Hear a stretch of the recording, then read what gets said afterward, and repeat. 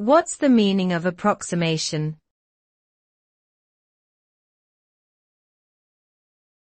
Approximation.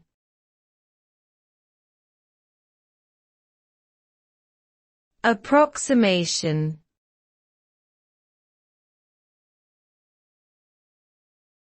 Approximation.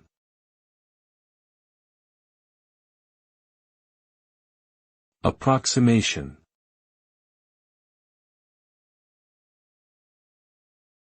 The term approximation refers to the process of obtaining an estimate or a close approximation of a value or quantity that is difficult or impossible to calculate precisely. In other words, it is an educated guess or a rough approximation that provides a reasonable answer. Approximations are commonly used in fields such as mathematics, engineering, physics, and finance. They are often used when exact solutions are either not available or too complex to compute.